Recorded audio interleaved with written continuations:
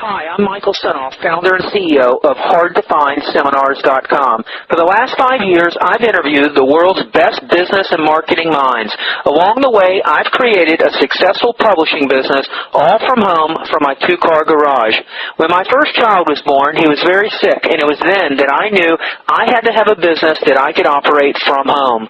Now my challenge is to build the world's largest free resource for online downloadable MP3 audio business interviews.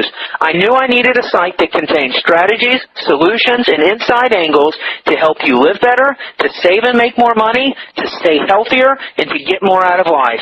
I've learned a lot in the last 5 years, and today I'm going to show you the skills you need to survive.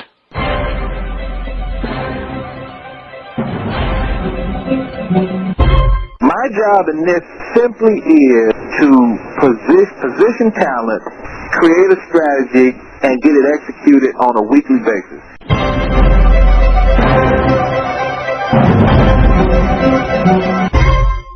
Area of expertise is business turnaround. What is a business turnaround? Business turnaround. A turnaround expert is a guy who goes into a business that is literally on its last leg. The worse shape the business is in, the better. We want to go into the business when it's right at the verge of maybe even filing bankruptcy, and where the expectation is very low. Okay. In most cases. And basically take about 6 to 8 months and turn it around. Get it back on its feet, get it back focused on what its core business is, and take it from there. Sounds like buying distressed property, people who can't make their mortgage payments and it's getting ready to go into foreclosure, and you try and snatch it up at a good price, or similar thing. I mean, I guess something that your listeners would definitely be familiar with is sort of Enron, for example. Yeah. Everyone knows about that. Well, they have the guy's name is won't come off the top of my head, but they have a very popular turnaround guy in that business now. He's a guy who basically, that's all he does, is goes into those type businesses, takes over as he's the CEO, but he's definitely in an interim position, not a job he'll be in 5 years from now. And what they're trying to determine now is, can this be an ongoing entity? Right. How do we get this thing focused back on its core business and take it from there? And that's basically what I do. Now, how did you get into? Tell us about how did you get into this? How did you even get into this? I spent most of my career, 10 or so years, with GE Capital in senior management. GE Capital Asset Management, GE Capital Mortgage, and that's sort of what capital does in a lot of cases. Is GE buys a lot of different businesses and integrates them into doing things the GE way. If you were to look at General Electric across the board, GE, when I left, had about 12. GE had 12 businesses, one of which was GE Capital. GE Capital had about 28 businesses. Okay. So that kind of, there's a lot of diversification, a lot of different type of businesses. So that's kind of where I get all my training from. Left GE in about 97, end of 97, and did my first turnaround, just started on my own, went into consulting, and my first client was pretty large, was Cargill. What is Cargill? Cargill is the largest privately held company in the United States, believe it or not. Really? Oh, yeah. The largest privately held company. What do they do? Coke Industries. Cargill is an agricultural company, as a matter of fact, based in Minneapolis, Minnesota. Okay. Cargill, C-A-R-G-I-L-L, been around for over 150 years. All right, well, why don't you take us through that story? This is your first turnaround you did? Very first one. All right, start from the beginning. All right, you worked with GE Capital for some time. Tell us from the time the phone rang about the first time you even heard about Cargill, and walk us through what you did as specifically as you can. What were you thinking thinking, and how you turned this business around and how it resulted in what was the result. Okay.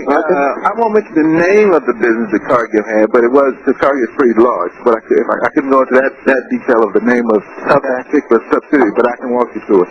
Got a call one day. When I put my feelers out, I was about to launch out on my own, and I got a call one day, actually from a headhunter.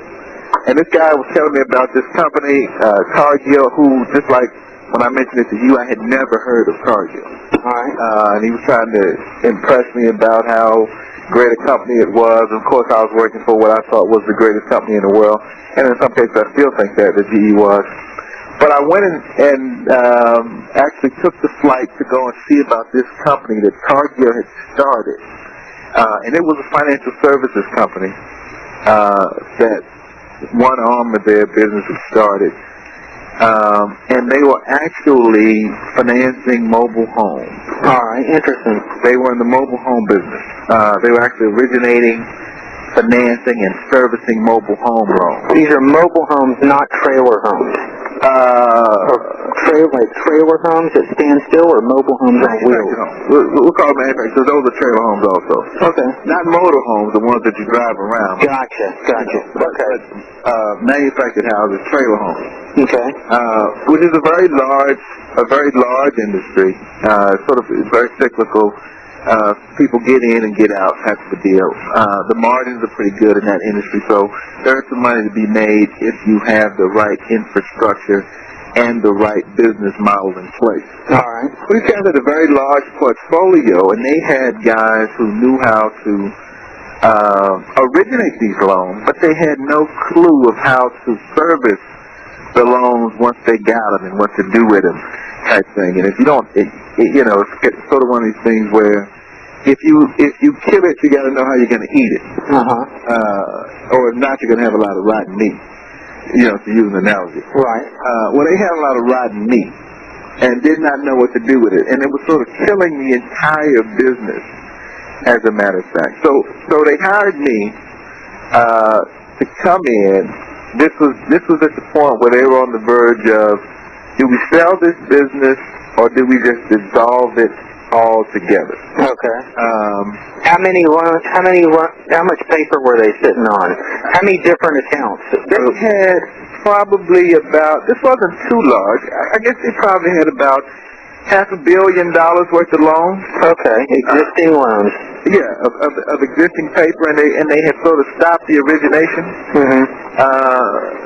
For the most part, they were still doing it sort of in trickles, but not in the mass amount that they were doing. And I don't remember. It was probably about 5,000 to 10,000 loans, something like that. I can't really remember. Okay. But they had a pretty large job, pretty decent job, significant investment that these guys had made. All right. And so, what you do when you go into a situation like that is you find out sort of, and by the way, I was the 5th guy in. They had already gone through about 5 different people. Okay. And so it takes a certain mindset when you go into that situation, because you don't know how long it's going to last. Mm-hmm. Or if it's going to last at all. So you have to, since this was the first one, this was definitely sort of a leap of faith type of thing. But so you flew out there? Exactly. I commuted. Never moved to Minnesota. I just commuted from here every week, basically. And who did you meet with on the first meeting? The very first meeting, I met with the senior vice president of this particular subsidiary of Cargill. Okay, so you went upstairs to the office and sat down and started talking. Went to his office, sat down, started talking. First, we had a couple of conversations over the phone. Okay. And the conversations over the phone basically were, here's our problem, our delinquency is high, what would you do to help us get our delinquency down? And so I went into, just a few things about how we would do that. Basically, we would sort of stop the bleeding on the front end of it. So we would, if just in this particular instance, if you're calling customers on, let's say the 20th of the month, simple stuff, we start doing it on the 10th of the month. Okay. And you'd be surprised that no matter what type of business you go into, they have sort of similar problems, and the solutions are always, to us, turnaround guy is very simple. Yeah. But because, you can sort of, not see the forest for the trees type of a situation, you're in it, there's a lot of emotions into it, a lot of finger pointing going on. People aren't thinking simply. Yeah, I can understand that. There's a lot of things going on there. So we don't have any of those attachments. So naturally we go in and just see all the these huge, this low-hanging fruit that's just right. Yeah, just easy things to do that'll make a world of difference, but he can't see it. He just wants a solution to his problem. Exactly. All right, so you give him a taste of what you can do. He invites you out there. You go out there and you're talking. We're talking. And let me ask you this: but on the phone conversations, did a decision of what do you charge, or what do they have to pay? What kind of offer did you lay out to them before you met with them, as far as what's in it for you? How do you structure your deal? Yeah, depending on how you sort of perceive the severity of their problem when you first talk to them, you may or may not talk prices, but they sort of understand that they're going to have to pay. Okay. So, and you really don't want to start throwing out numbers until you know exactly what you're getting into. Okay, that's fine. So price didn't come up on the phone Right, conversation. didn't come up on that conversation, but went to see them, and just usually, for the most part, you're going to take a pretty nice down, you would call it retainer. You take a pretty nice retainer just to know that they're serious. You take a very modest salary, because the thing again is not going to last no more than about 8 months if they're serious. Yeah. And really, where you make your money as a turnaround guy is on the back end of the deal. Okay. You want a percentage of the profit improvement, or something of that nature. Okay, gotcha. All right, so you met with them in person, and then what happened? Met with them in person, and if you're flying out there, for the most part, you're gonna get the job. That's my bit of my experience. I don't know about anybody else. Okay. If you're going, it's just really now a matter of, can we hammer out a deal? Because you've impressed them enough for them to invite you out. Okay. So you go out, and basically you go and start. You tell them to let their senior guys interview you, but really what you're doing is interviewing them, the people who are actually running the company, the people who are actually going to be working for you. Okay. If you go into a situation, you need to be in charge. You cannot consult in these situations. Right. You have to give orders, and they've got to listen to you. Exactly. Otherwise, you tell them up front, this ain't going to happen. It's not going to work. It may happen, but it's not going to work. Okay.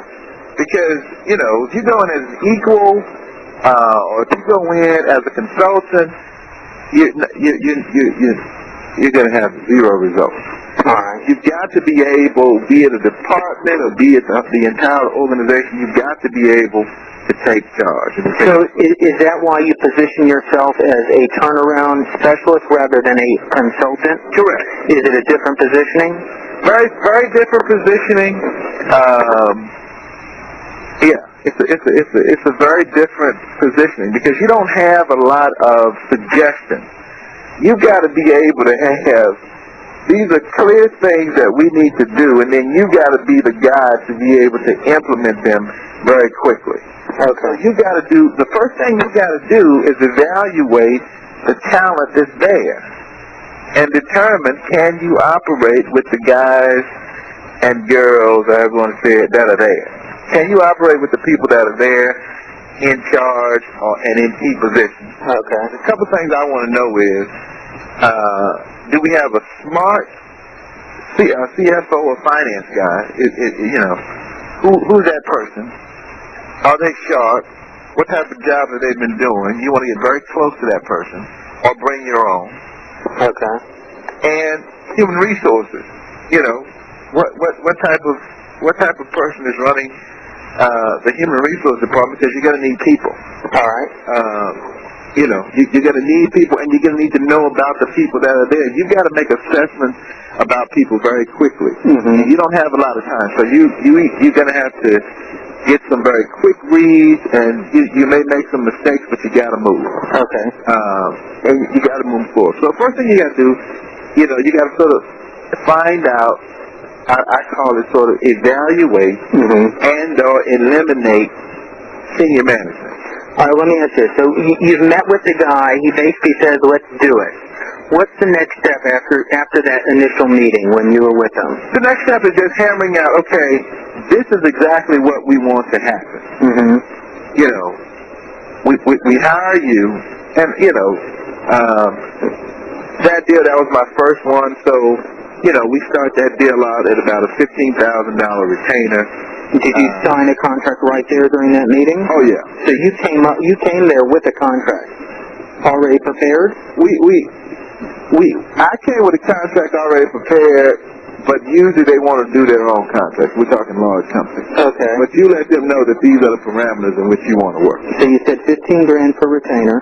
$15,000 a retainer, anywhere from $15,000 to $25,000 a month, and then anywhere from 10 to 20% of the improvement in profit over the period of time that you're there. 10 to 20%? Correct. Of the net? Exactly. Of the net, not the gross. It could depend. It could be 10 to 20% of the EBITDA. All right, is that how you structured that one, though? That's how I structured that one. That's pretty damn good. Okay. All right, so you knew you were their man. Then what'd you do? Now, so how many miles was this company away from where you were? Right in your area? No, this was in Minneapolis. I'm in Houston. So, okay. So this was a weekly commute. A week? So you went out there during the week?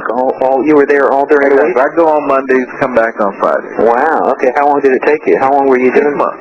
Wow. So you were doing that for 6 months? Oh yeah. And where'd you stay? Did you get a hotel, or where'd you live? Corporate housing. Okay, corporate housing. Yeah. Were you married at the time? Are you married? Not only was I married, You had kids. Not only was I married, my wife was 7 months pregnant. Oh man, I bet she was pissed off at you. When I started the deal. But this is sort of my plan, my goal type of a deal. She supported you. Yeah. So my wife was right there. Is that your first child? Our very first child. Okay, great. And I just had my second child 3 weeks ago. Congratulations. What do you have, a boy or a girl? Little girl. So we got a How old are you? A boy and a girl. Say it again. How old are you? I'm 37. You're 37? Oh, you sound a little older. I don't know. I'm 37 too. Is that right? Yeah, I got a baby coming in September. Oh yeah, 37. And so you just had your second child. Oh yeah. Is your first one a boy? Yeah, exactly. I got two. I got a boy coming, and I got a boy who's 2.5 right now. Oh, okay, good. Yeah, okay, that's great. Okay, so you were commuting. I was commuting. So it was like you had a job. You were there full time during the week. Oh yeah, that was a job. Okay. That was a job. Now that was my first one. So I didn't take over the entire organization. I just took over the key portion of that company, which was their collections and customer service department. Okay. That was basically the key part of that particular operation. You had to bring in that money that was overdue. Exactly. Got to get that money. Got to get these guys sort of, focused on stopping the bleeding and getting morale turned around, the whole 9 yards. So and we did that immediately. We took their delinquency, which when I took it over was about 20%. And in about 2 months, we got it down to about 15%. Okay. Which was incredible. Yeah. They were very pleased with that. And then by the time I left, it was down to 9%. We sold that company, they sold that company, and everybody was enriched by it, believe me. And it was incredible. I thought I had, I made a lot of money. At the time, more money I thought was impossible to be made. Can we disclose some numbers just for anyone who likes the nitty gritty? Or is it not? I mean, it's no big deal if you don't want to. Yeah, I won't get into that one. I'll get into a couple more. So from what it sounds like, now that I understand, you basically operated as a skilled collection agent for this company. Exactly. These guys didn't know how to collect money. Bottom line. So when a guy was past due, what were they doing? Sending out just one lame collection letter? Oh, they thought that they were doing all the things that sort of needed to be done, and they were they were going through the motions, but they were not measuring the things the right way to know whether or not they were getting a bang for every buck that they were spending. Did they have a series of collection letters? Well, they had letters. They had they had letters, but they were not sending them sort of in the right sequence. They were just kind of sending them out. They had a morale problem. They really didn't have a collection problem, because I didn't have to get rid of any of the people. Yeah. They just had an issue where this is what made these guys hire me. This one line I told these guys on the phone when they first talked to me. Literally, I told them, I said, "Listen, you guys are sitting up somewhere in an office, looking at these numbers every day." I said, and then you go down to the floor and you tell these collections guys that, this is their problem and this is what they need to do differently. But they know that you don't know anything about what it takes to do their job. So they're not listening to you. So literally what you're doing is, they're like in a cage and you're like line feeders, and you open the cage, throw in the meat, and close the door and go back up to wherever you go. Right. Yeah. And they hired me because they knew I was telling them, I had never met them. But they knew that that's exactly what the problem. No one had sort of got in there and found out what made these guys who brought in the majority of their revenues, what made them tick. Okay. And what motivated them. And I was able to do that. So the people they had brought in before were unsuccessful in working with these people also? Very unsuccessful. Okay. Because again, they even though they had, what they would collection background and pedigree or whatever, all these different experiences, execution is the key. It was kind of about what you were just saying about some of the marketing stuff. Having it, knowing what to do is one thing. Execution and doing it is something totally different. And then getting the people who are doing the job motivated to do it is something totally different. All right, so give us some specifics of what went on in that collection process that wasn't going on that made a difference from the 20% to the 9%. Simple things again. We started calling customers. First of all, we segmented every part of the business. When I got there, one collector sort of worked the count from beginning to end. So a collector would be working an account that was 15 days past due, and would also be working accounts that were over 120 days past due. Okay. Well, that made absolutely no sense. So we just broke it up. We had a group of collectors to work on accounts that were 15 to 30 days past due, another group to work on accounts that were 30 to 60 days past due, another group to work on accounts that were 60 to 90 days past due, and so on. Okay. And then we had just a back-end group who worked anything over 90 days. All right. So basically, what you got is, most of the accounts, most of the delinquency is in the back end. So I put the best people on the back end immediately. Okay. Clean up the back end. Did you give them more money? Pay them more. Yeah, pay them more money. Give them more incentive. Not so much more money. More incentive. Give us an example. What more additional? We'll double your monthly bonus if you hit a certain number. Okay. You get this delinquency on the back end, and you do it as a group. You do it collectively instead of individually. Now, what do you mean by the back end? Anything that's 90 days and above. Okay, so you need to go, that's important to go after that first. Exactly. Because if you don't, it's going to be history forever. Exactly. All right. You're going to lose that completely. Okay. So you clean that up. You clean up the back end, you stop the bleeding on the front end, you stop more accounts from coming delinquent, and you start calling them earlier in the game. Okay. And you don't just do that randomly. What you do is you go in and you look at all accounts that have been paying past a certain date for the last 6 months, and you call those customers and find out whether or not they're having a problem financially. All right.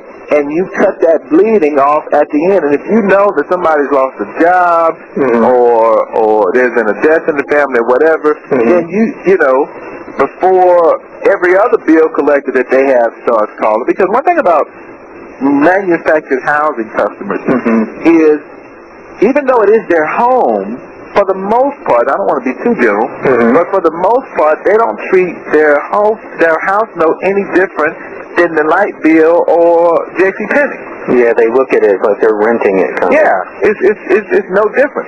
So when they find it hard to pay, they'll stop paying you also. Yeah.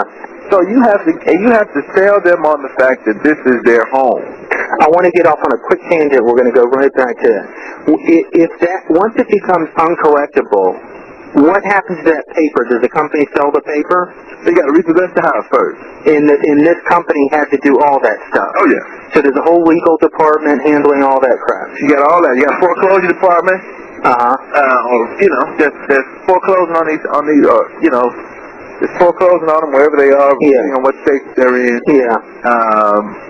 You got a department that has to arrange for the house to be picked up. And that's very expensive, that process. Very expensive. So that's the last thing you want to have. That is the last thing you want. So how flexible can you get with these tenants? Very flexible because you're on the paper. Yeah. And these guys are on the paper, so you could work out all types of arrangements to get them back. But you only want to do that with people who are serious, because you don't want to prolong the inevitable. Sometimes you do that, but you don't want to make that the majority of what you're trying to do. Okay. Okay. So you've cut the bleeding on the front end, you're cleaning it up on the back end, so everything in the middle smooths out automatically over a very quick period of time. Right. It's not hard to bring in a 10% result. Exactly. And what happens is you've taken a group, let's say 100, 150 people, you're taking this group from where they were having no success to where you're celebrating every little success. And then you just get momentum. Once the momentum starts, man, it's like, give me some examples, specifics of how you would celebrate and measure success with the employees. Oh man, I mean, you let's say you set certain targets, and this is my collection background, and I'm trying to remember a lot of these, but you set certain targets for the number of promises made, by a certain collector in a day. Okay. So and so had got this many promises, Promises that the people would pay the bill? Promises to pay, right. Who got the most for that day? Yeah. You celebrate that. You give somebody whatever, a T-shirt or, some with the company logo or anything. Right. Just small things like that. Okay. And then those are small things, and then you start looking at, okay, who collected the most money this week in actual dollars? Now, most of the money that's going to be collected is going to be collected between, say, the 20th and the end of the month. That's when most of the money is paid. So you always get sort of and I started this when I was at General Electric, where I did sort of you do like a pep rally the last week of the month. Yeah. And you get everybody together, and you get balloons, and you get, whatever, you get party favors, whatever.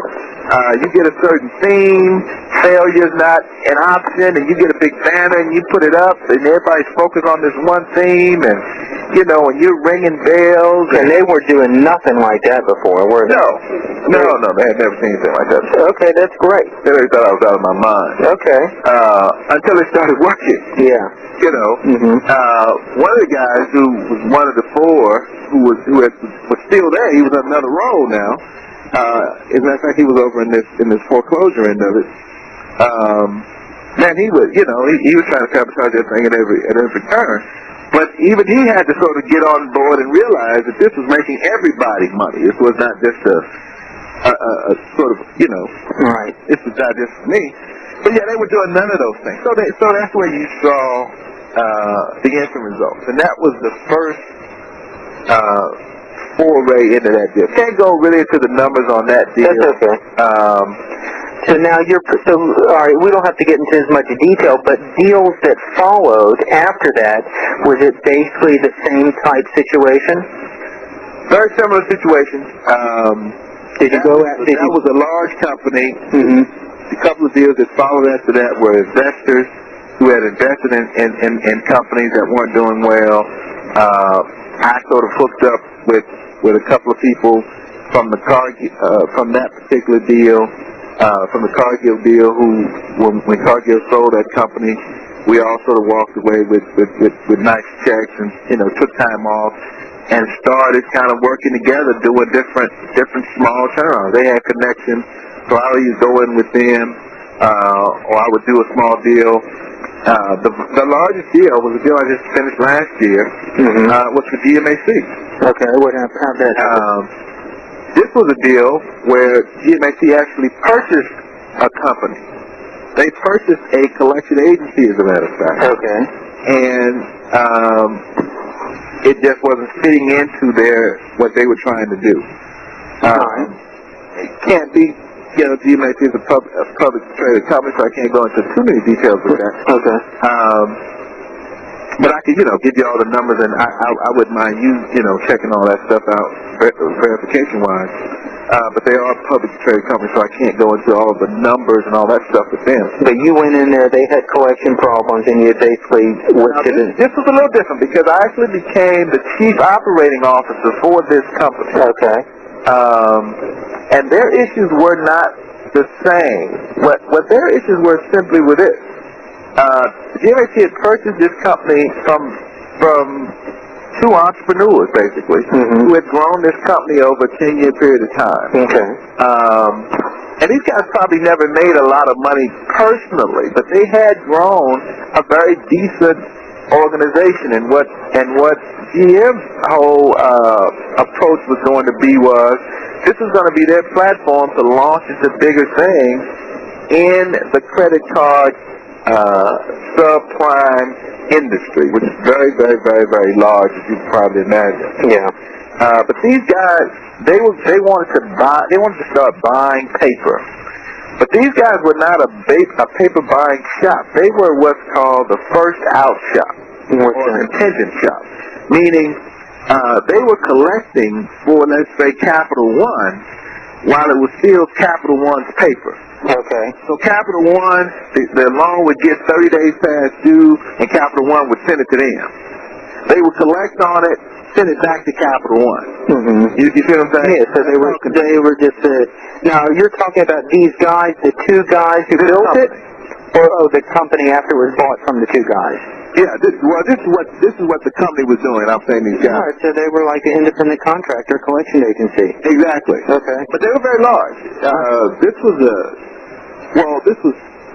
The GMAC bought two companies at one time and merged. So you ended up with about 450 people and 3 locations. One in Minneapolis, one in St. Paul, one in New York. Doing nothing but this?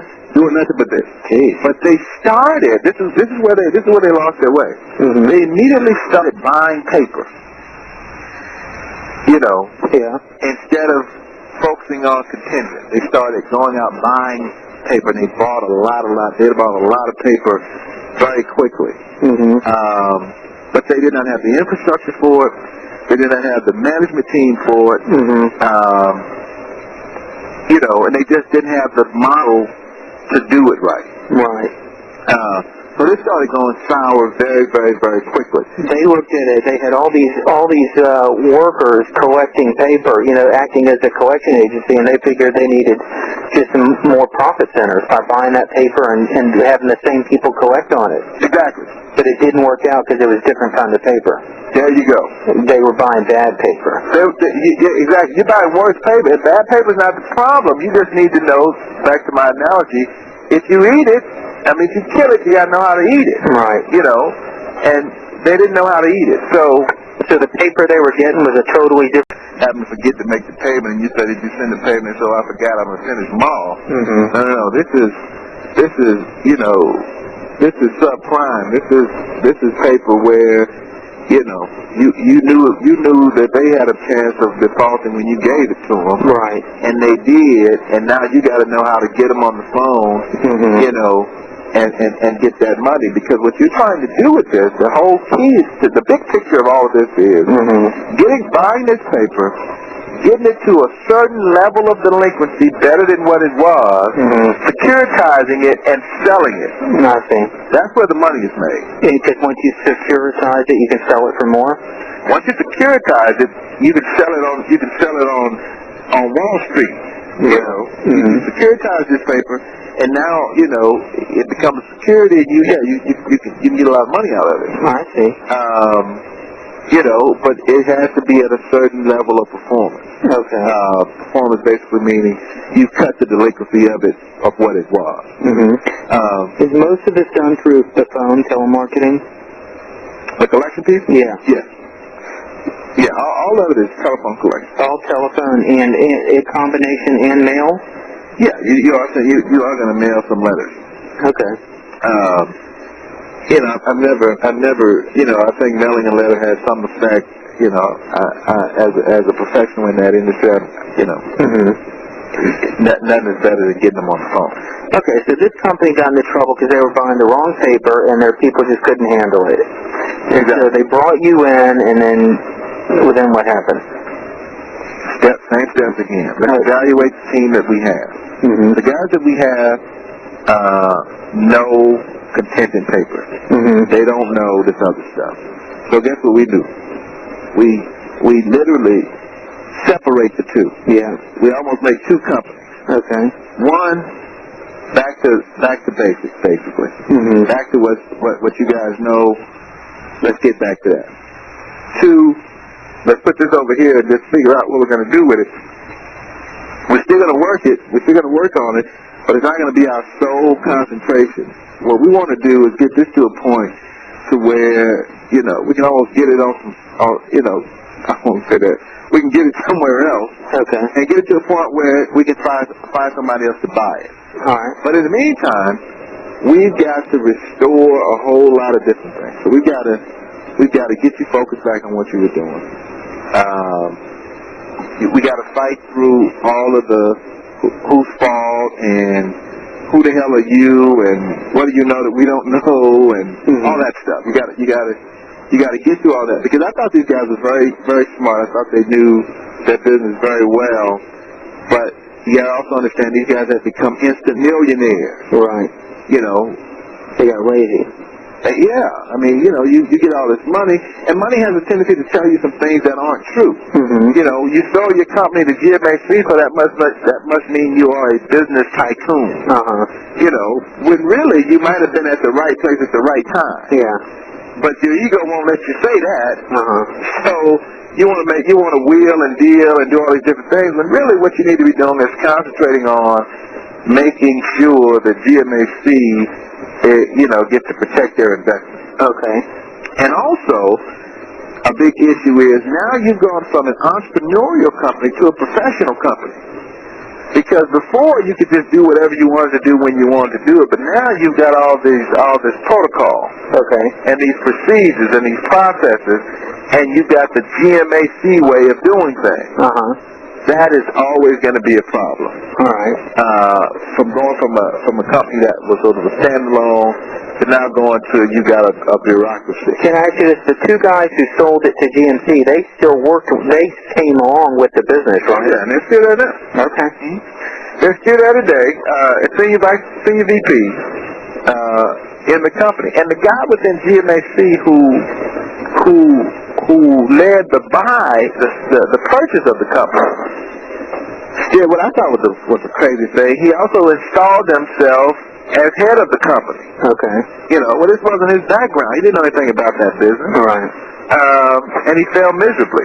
Okay. And I don't think you need to know much about a business in order to run it. I don't have that school of thought. Okay. But you do need to go out and find the people who do know about the business to help you run it. Right. You know, you got to go get experts. Right. And he didn't do that. Right. They did all this stuff, but they never brought anybody in from the outside. Okay. That to me was a major faux pas. Okay. On their part. So my job again, I go in. Where was this located, and where were you? In Minneapolis also. So you were doing the same thing. Commute thing again. How many months? 6 months. Okay. 6 months. Again, they should never take more. They should never take more than 8 months. All right. If everybody's serious, because once you go in and sort of, you know, of course there's a lot of details of this, but once you go in and evaluate exactly what the problems are as you see them, you start attacking those problems right away. All right. And as an outsider, you want to listen to everybody, but you got to also understand that these people were part of the problem. Mm-hmm. So they are going to have some bias, and they're going to do a lot of finger pointing, and that's okay, but you got to be able to discern, fact from fiction. Okay. You got to make certain calls. So then you got to stop the hemorrhaging. The hemorrhaging on this business was simply we had taken our eye off the ball that brought us to where we were, which was a contingent business. This was still a very profitable cash flow business. Mm-hmm. And we got this full concentration on this business that we paid all this money for, and we don't know exactly what we're doing. Okay. So we got to separate those two things. Mm-hmm. So now we're back. We got to focus back on the core business, and we're going to stop doing anything that doesn't have anything to do with the core business. Mm-hmm. So we got most of the focus back on the core business. We constantly evaluate senior management, and my evaluation was these are not the guys to lead you into the next phase. Okay. So next we got to find somebody to come in and run the company. Mm-hmm. We know my peer, I'm the chief operating officer now, but I have a finite contract. And the only thing that's going to extend it is, just trying to help somebody get more acclimated. Right. So we had to go out and find the guy to come in and run the company and actually bring him in as a consultant. Mm-hmm. And how'd you find him? Actually, this guy was a former guy from Cargill, Mm-hmm. who was kind of in between jobs. All right, so you knew him. Who lived there in Minneapolis. Okay. And the guy who brought me in knew him. Okay. So we brought him in as a consultant, and we also had a guy from Price Waterhouse as a consultant. So we had Price Waterhouse in there also doing the financial piece of the deal. Okay. And we ended up sort of stealing him at the end. Okay. Because those two guys now run that company. All right. My job in this simply is to position talent. That's really my job here. Mm-hmm. Position talent, create a strategy, and get it executed on a weekly basis. And this is the thing that we implemented that made the big difference. We started implementing every Thursday strategy meetings with GMAC saying where we were from 1 week to the next. All right. Every Thursday. Now, you understand, we went from, it's hard for me to get an answer from these guys. The people that brought me in was saying, every time I go over there, because we were, GMAC was in one building, up the freeway, and these guys were in another building, down the freeway. Mm-hmm. And the building, of course, the GM was in, RFC was in, was A quality, and we were in a basement of a building. Okay. Yeah. So you got that whole thing. Yeah. GMAC, you got all of these. You got all these nuances. GMAC is a business casual. These guys, although it's a selection agency, they want to wear suit and tie. I gotcha. Okay. So every time you go over to GMAC for a meeting, you're in a tie. Mm-hmm. They're in polo shirts. Okay. There's a barrier here. We got a problem. Yeah. But nobody knows that this is a barrier. This, Yeah. But, when the guy hired me, one of the things he said was, you can probably do anything you want to do here to turn this around, but just don't change the dress code. What? Are you serious? Yeah. I mean, are we really going to hinge something on the dress code? This is a huge deal. But it's those type of sacred cows, basically. So you weren't able to change the dress code? Yeah, well, I changed it immediately. Okay. But you have these sacred cows that as the turnaround guy, you've got to kill immediately. Yeah. You got to slay them. You really don't care who birthed them, who created them. You've got to eliminate them. Okay. So you made considerably more money on that deal than this first one. Considerably more. Okay. So a deal like that could set you up for a few years. Oh yeah. You only need I probably only do a deal a year. Okay. Yeah, I probably only do a deal a year. So what so if you do a deal a year, your lifestyle, you're working maybe, at that. You said that was a 6-month deal. Exactly. So you're talking 3 months because I worked 3 months at the end of 2000 and 3 months at the beginning of 2001. All right. And then what do you do on your time off?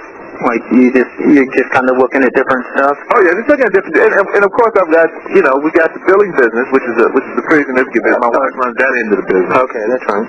And then we do this thing called life settlements where we arrange for seniors to sell their life insurance policy. That's a very lucrative business. That's interesting. We ought to do a whole conversation on that later. Yeah, it's a very lucrative business. We're only licensed to do it here in Texas. Mm-hmm. But man, that's a very lucrative deal. Okay.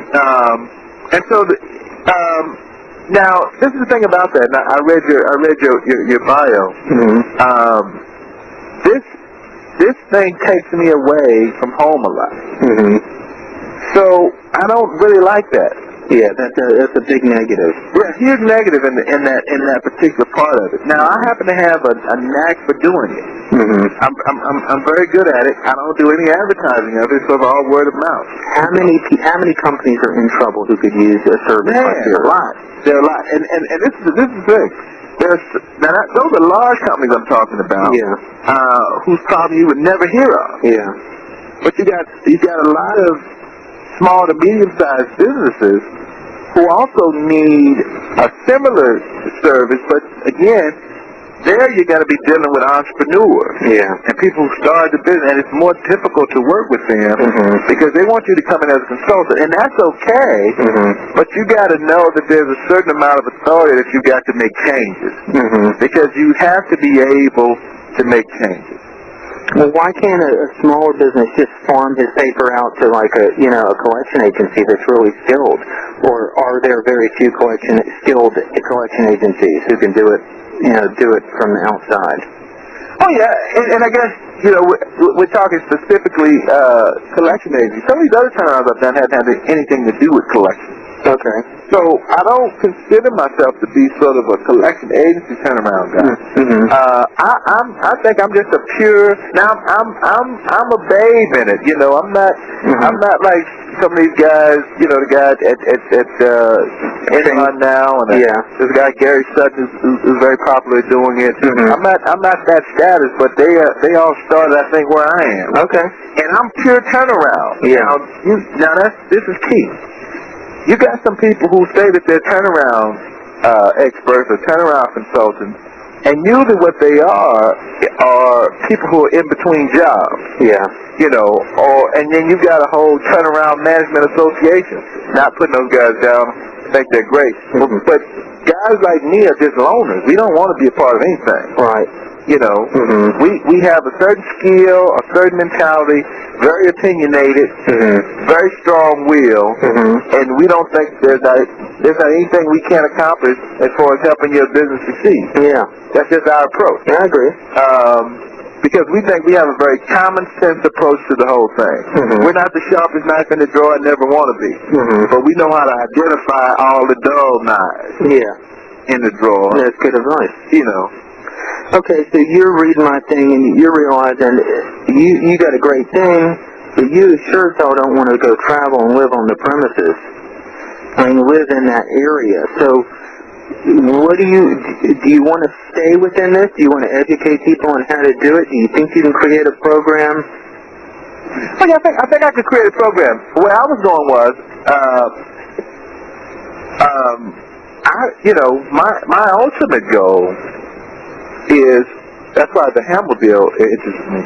My ultimate goal is to buy businesses, turn them around, and do that multiple times. I want to sort of build that thing up, right? Because I know I have the turnaround expertise, and if it's my own business, I bought it. That makes me have the ability to do what I think is more of my training from a GE background, is to build a financial services business that has multiple tenants. Yeah. That's why that thing intrigues me more than anything else. Yeah, that's a great idea. He talks about, people, he talks about on the interview when you listen to it, everyone thinks they need to buy a business and turn it around. He's saying you're gonna come out just as good buying a successful business if you know what to buy it for and you buy it right, where you have a successful business. But what I don't think Art Hamill really understood He's not a marketer, okay? He's looking for a successful business and this is what I think he's done in the past, where he bought a business and it was succeeding and it was making a profit, and he would acquire it and keep that existing profit going, but would put no effort in improving the profit through, say, your techniques in collections or marketing techniques or better advertising, things like that. Right. And if he implemented that in addition to a successful business, I mean, you could take it through the roof. Exactly. And so that's, I think,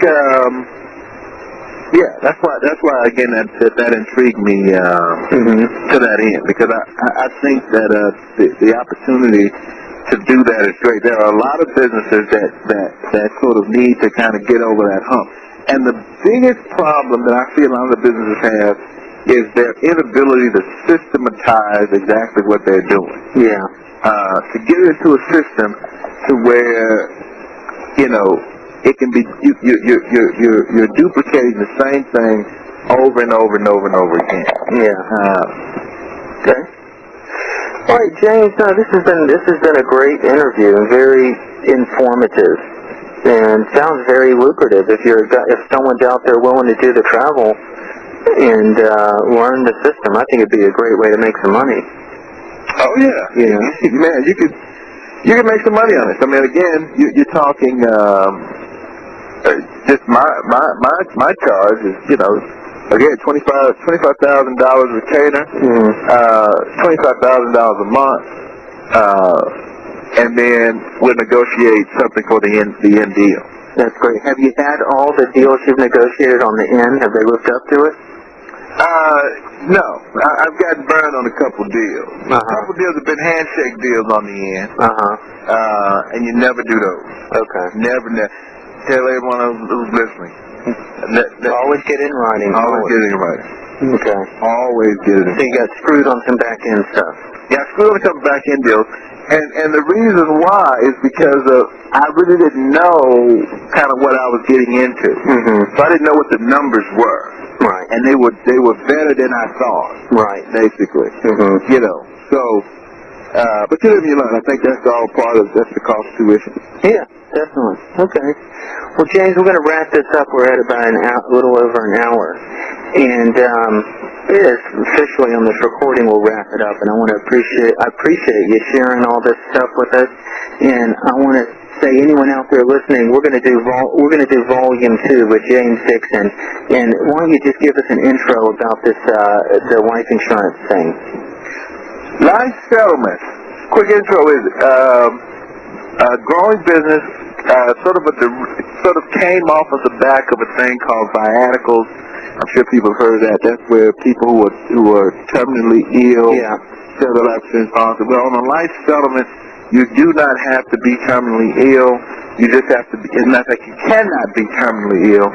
You just have to be over 65 and have a policy over $100,000 and have some health issues. And there are plenty of companies, institutional money, by the way, that want to purchase those policies. It's Michael with Michael Senoff's HardToFindSeminars.com and another bonus tip. How would you like to turn your $28 book or ebook or even a concept in your head into a $3,900 information product? I'll provide you the secrets on how to do this. If you'd like a completely free 30-day trial of my system for turning your simple book or even just a concept in your mind into an information product that you can sell for $97, $197, or even as much as $3,900 or more. This system includes a whole range of tricks and tips to help you pack your audio program full of great stories that take control of your listeners' brains. My information product creation system comes with my personal guarantee that you'll create an information product worth from $97 to $497 that's designed to sell like hotcakes. This is a 30-day free trial. If you'd like information on this, please email me at michael@hardtofindseminars.com. In the subject line, write in all caps $28 book, and I'll email you information on how to to turn your $28 book or even a concept in your mind into a $3,900 information product. Hi, this is Michael Senoff with Michael Senoff, HardToFindSeminars.com. Here is another bonus tip and a valuable service that I offer to select clients. If you can talk into an ordinary telephone, you can be selling your own high-priced audio programs in as little as 7 days. This is the easiest way on earth to create a series of powerful audio recordings for your own information product. I call you on an ordinary telephone and interview you live on a series of related hot topics about your niche subject. I take care of all the editing, all the technical stuff, and I give you the finished MP3s or WAV files and audio transcripts. I only have time to give this deluxe personalized service to a few more carefully selected clients. If you're interested in developing and creating your own valuable information product that you could have complete in as short as 7 days and be selling for as high as $300, $500, even $3,900, please contact me at michael@hardtofindseminars.com. In the subject line of your email, please write info product information in all capital. Make sure I have your name and a way to contact you by phone, and we can talk about your specific ideas. Or you may call me at 858-274-7851. Hi, it's Michael Senoff here with another bonus tip from Michael Senoff's HardToFindSeminars.com, and it's called an audio infomercial. Your audio infomercial, which I create for you, will sell more products of yours faster, easier, and for less cost than any conventional advertising method, and I guarantee it 100%. Imagine catching yourself at concert pitch talking about what makes your business or your product service unique, what makes it special. Imagine taking a professional recording of that perfect sales presentation that I create for you and giving it to your prospect as an audio CD or an internet download from your website. I can do this for you faster than you ever thought possible with my personalized audio informational recording service. If you're interested in this unique service, please contact me at michael@hardtofindseminars.com. In the subject line of your email, in all capitals, write audio infomercial, and I will get back with you with more information. Hi, it's Michael Senoff here with another tip from Michael Senoff's HardToFindSeminars.com. This tip is one that is dear to my heart, and the reason why is because I know what a difference it can make for your business. It has to do with editing your audio recordings. If you are using audio online or offline to sell, market, and educate your prospects, this tip will be the most important tip you ever hear from me. Editing your audio content before you publish it to your site simply gets better results compared to unedited audio content. Think about this. A new song on the radio may be in the editing studio for months before it's released to the public. A new movie may take years in the editing process before it's released to the big screen or on DVD. Well-written sales letters, online promotions, books, and commercials are all meticulously edited to perfection before they are released. You would never dream of releasing an unedited version of any of these sales vehicles. So why would you publish unedited audio? Unedited audio content is abandoned by the listener faster, it produces less sales for you, and it actually destroys your credibility as a publisher. So why are we seeing so much unedited content proliferating the internet? The reason is simple. There are very few people who offer audio editing services who know what they are doing. Editing audio is kind of like plastic surgery. It's part skill and part an art form. You need someone with both the skill to do it and someone who understands marketing and selling. A poor result can be gained by both a skilled surgeon as well as a good technical editor. Who you choose to do your audio editing can be one of the best investments in your business. At HardToFindSeminars.com, we have been editing online and offline web content for 6 years, we have perfected a proprietary editing system that has been proven to get your customers to listen to your audio content longer and to listen to it more often, resulting in more sales for you more often, and with clean, edited audio, you can demand more money for your products and services. It's just like in life, you only have one chance to make a first impression.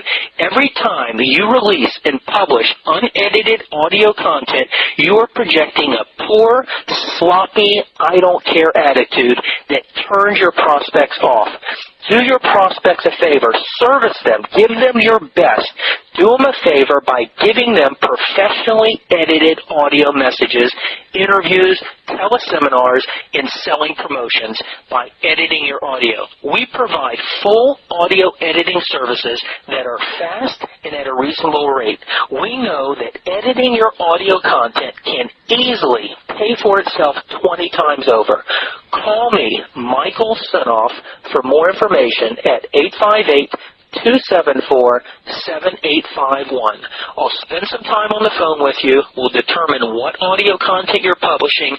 I'll be glad to offer you a free consultation on my ideas. I'll review some of your audio, and together we'll come up with a solution that gets you better results. Thanks for listening.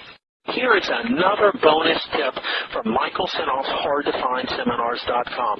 Did you know that I have about 25 hours of exclusive consultations on my audio clips page, letter G? If you go to HardToFindSeminars.com, go to the audio clips section. This is the section where I have over 117 hours of audio interviews. Page G is nothing but consultations on information product development. You have over 25 hours of me giving my best advice on how to create, develop, produce, market, and sell audio information products. Go to page G if you want to learn how to create and market your own information products. Enjoy. There's an interview in the section of the audio recordings at Hard to Find Seminars. It's with a business buying expert. His name is Art Hamill. If you go back to my site, HardToFindSeminars.com, and go to the product section, along the left side in light blue, you will see a list of topics. Look for the one that says business buying. Click on that link and you'll be taken to about 7 hours of exclusive interviews with Arthur Hamill. Arthur Hamill has purchased multi-million-dollar businesses, over 200 of them in his lifetime, and he will tell you how to do the same thing. It's some fascinating content, and I wanted you to know about it. Here's another tip, and it has to do with podcast. Did you know that not only are all 187 hours of my audio recordings available for free online at my website, HardToFindSeminars.com, but each one of these audio recordings is also in the form of what's called a podcast. A podcast is a simple way for you to digitally and automatically subscribe to online and new recordings and have them downloaded into your mobile audio player like an iTunes, iPod, or any other digital audio playing device. But the way you find my recordings on podcasts is by going to one of the #1 sites called iTunes. iTunes is a virtual library for music, spoken word, and podcasts. The music and spoken word audios you'll pay money for, but the podcasts are absolutely free. And you can subscribe to my podcast. All you do is go to iTunes. You'll automatically download the iTunes software, and then you will search Michael Senoff in the subject line, and you will find most of my audio recordings right there available for you to download. This is great if you're on the road or you're on another computer, and if you have a mobile device advice, it'll automatically suck them right into your digital MP3 player, and you can take any of the audio recordings on the road with you. They'll also automatically notify you of any new recordings that I post as podcasts. Also, if you search through Google or Yahoo or any of the major search engines, Michael Senoff, and then podcast, you'll find other resources with other podcast search engines that host my podcast. I hope this helps, and if you're a podcast listener, I think you'll be happy about this. So go over to iTunes and download the iTunes software and search Michael Senoff, and you'll have all my audio recordings available for you right there. If you'd like to hone your skills as a copywriter, I have available for you the largest collection of one of the all-time master copywriters. His name is Claude Hopkins. Do a search on Claude Hopkins or go to my website, ClaudeHopkinsAdvertising.com. Claude Hopkins was one of the founders of modern-day advertising. He was one of the all-time legends in the industry, and myself and a partner have authored a book called the Claude Hopkins Advertising Collection. We have also searched thousands of newspapers to pull out all his classic ads. He's been responsible for building companies like Pepsodent toothpaste, Palmolive, Schlitz malt liquor, many household products like puffed wheat cereal that you're still using in your kitchens today, and he was the master and the genius behind this. He was responsible for many of the cars we drive today, like the Oldsmobile. Go check it out, ClaudeHopkinsAdvertising.com. If you want the ultimate in education on how to write copy, you cannot pass this up. So go on over to ClaudeHopkinsAdvertising.com and learn from the best. Here is another bonus resource for you, and it's about a section on my site that has about 15 hours of audio interviews with copywriting experts, including Brian Keith Voiles, including Carl Galletti, including Eugene Schwartz. You will not find this content anywhere.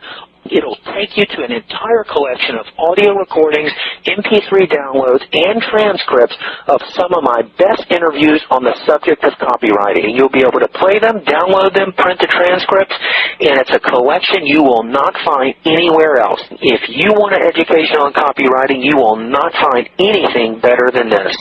If you go back to my site, and in the products page, along the light blue section down on the left, you're going to see another link that has a lot of value, and it all has to do with joint ventures.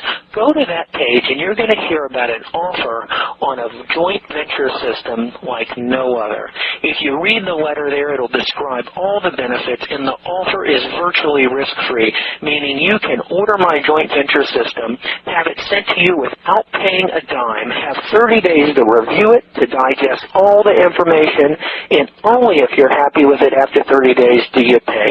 It's an offer you can't lose on, and if you're enjoying this content, you're really going to love what I have waiting for you on the joint venture link at the products page at hardtofindseminars.com. Go check it out. I think you'll really enjoy it.